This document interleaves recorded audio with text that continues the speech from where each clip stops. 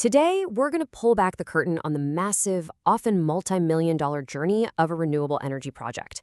We're going to trace the entire path, right from a single idea to a sprawling field of glass and steel that's powering our world. Have you ever driven past one of those huge solar farms with thousands of panels just glinting in the sun and thought, how did that get there? How do you go from an empty patch of land to a major source of clean power for the entire grid? Well, it turns out it's a lot more complicated than just ordering a bunch of solar panels online. It's this massive, intricate puzzle that involves detailed physical design, figuring out what to do when the sun isn't shining with energy storage, and, predicting if the whole thing will even make any money. Okay, let's dive into this. We're going to follow that whole project journey. We'll start with the big picture puzzle, then get into the actual blueprint, figure out how to literally store the sun, see if we can predict its performance, and then finally, add that final polish that makes it all run smoothly. So first up, the renewable energy puzzle. You gotta remember, the ultimate goal driving this entire complex process is to achieve energy independence, to power our lives with green, renewable technology. So to solve this puzzle, developers usually break it down into three really critical stages. First is the PV, that's photovoltaic design. That's all about the physical layout of the panels. Next up is battery sizing, planning for all that energy storage. And finally, system simulation, which is basically forecasting whether the project is even a good idea to begin with. All right, so let's jump into step one, the blueprint. I want you to imagine you're the developer here. You've got the land, you have this vision for a renewable energy plant. Now what? It's time to actually design the physical layout. And your very first challenge is a huge one, but it's super practical. Where do thousands of these solar panels actually go? I mean, how do you arrange them to get the absolute most out of the sun, the land, and all your expensive equipment? This is where specialized design tools are absolutely critical. They help create that site-specific layout, yeah, but they do so much more. They help correctly size the PV strings, those are just groups of connected panels, and configure the inverters, which are the brains that convert the sun's DC power into the AC power we all use. If you get this part wrong, you could lose millions in potential energy production. No pressure. But you see, generating power is really only half the battle. Now we've got to tackle the next huge challenge, storing the sun. And this is where modern battery systems are an absolute game changer. It's the classic renewable energy problem, right? The sun isn't always shining. So what do? How do you capture all of that incredible power that's generated at noon and save it for when people need it most? Like, at night or on a cloudy day.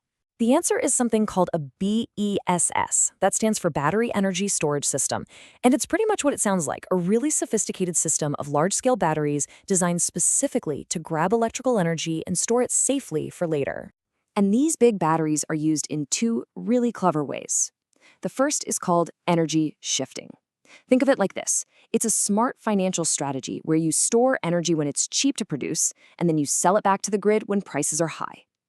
The other use is a bit more obvious, providing critical backup power when the main grid goes down. Okay, so we have a design and we have a storage plan.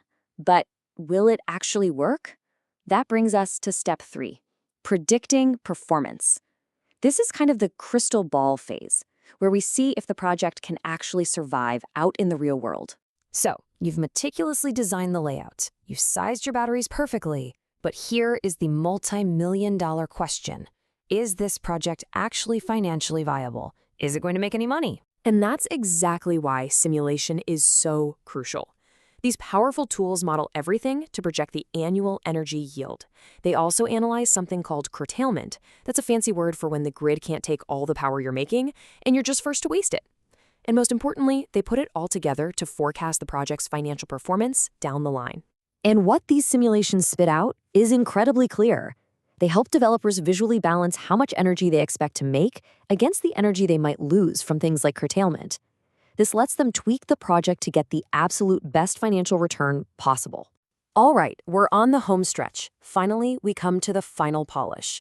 This is where you bring all of these separate, complex pieces together, adding automation and expert support to make sure the entire system runs like a well-oiled machine.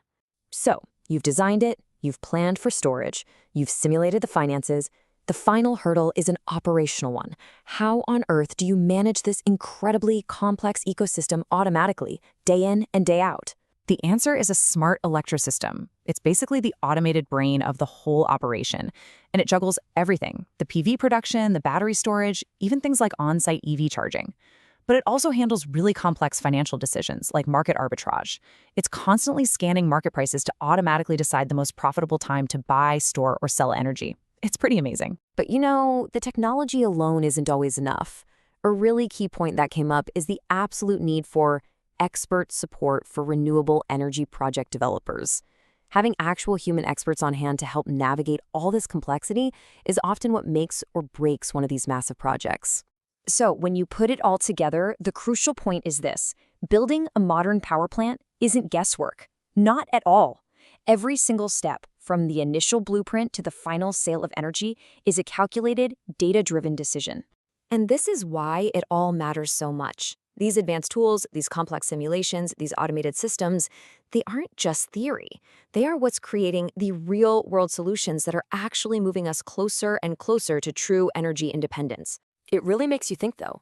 As our world's demand for green energy just keeps accelerating, what other incredibly complex systems like this are we going to have to design, simulate, and master next?